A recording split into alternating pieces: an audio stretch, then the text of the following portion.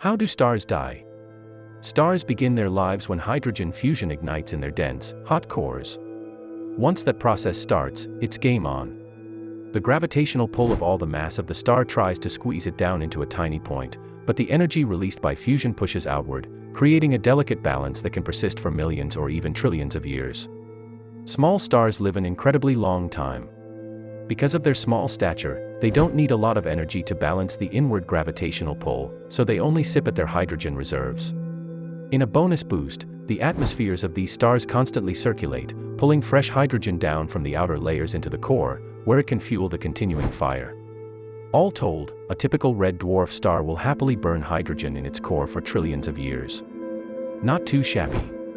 As these small stars age, they steadily become brighter until they just sort of vaguely sputter out, becoming an inert, boring lump of helium and hydrogen just hanging around the universe minding nobody's business but their own. It's a sorrowful fate, but at least it's a quiet one. The grand finale. When the massive stars in our universe die, it's much more violent. Because of the increased bulk of these stars, fusion reactions need to happen much faster in order to sustain the balance with gravity. Despite being so much heavier than their red dwarf cousins, these stars have much shorter lifespans, within only a few million years, which given astronomical time scales might as well be next week, they die. But when massive stars die, they go out in all their glory. Their huge size means there's enough gravitational pressure to not only fuse hydrogen, but also helium, and carbon, and oxygen, and magnesium, and silicon. A good number of the elements on the periodic table are produced inside these giant stars near the end of their lives. But once these stars form an iron core, the music stops and the party's over. All that material surrounding the iron squeezes in on the core, but iron fusion doesn't release energy to counteract it. Instead, the core contracts to such incredible densities that electrons get shoved inside of protons, turning the entire core into a giant ball of neutrons. That neutron ball is able to, temporarily, at least, resist the crushing collapse, triggering a supernova blast.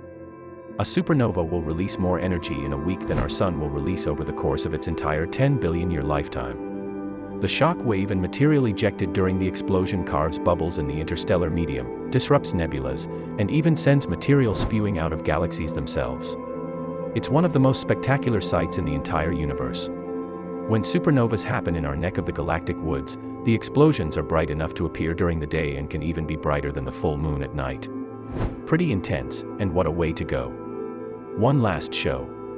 It's the medium-sized stars that suffer the worst fate.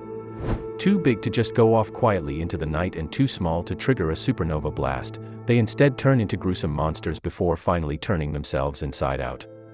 For these medium stars, which include stars like our sun, the problem is that once a ball of oxygen and carbon forms in the core, there isn't enough mass surrounding it to fuse it into anything heavier. So it just sits there, getting hotter by the day. The rest of the star reacts to that inferno in the core, swelling and turning red, producing a red giant. When our sun turns into a red giant, its edge will reach nearly the orbit of the Earth. That red giant phase is unstable, and stars like our sun will convulse, collapsing, and rain flatting over and over, with each event launching winds carrying the bulk of the sun's mass out into the solar system. In its final death throes, a medium-sized star spews out its guts to form an effervescent planetary nebula, thin wisps of gas and dust surrounding the now exposed core of carbon and oxygen at the center. That core gets a new name when exposed to the vacuum of space, a white dwarf. The white dwarf illuminates the surrounding planetary nebula, energizing it for about 10,000 years before the stellar corpse cools too much to enable such light shows. While beautiful and bewildering to behold in a telescope, planetary nebulas are the products of a violent, tortured death of a star. Alluring, yes, but also haunting to contemplate.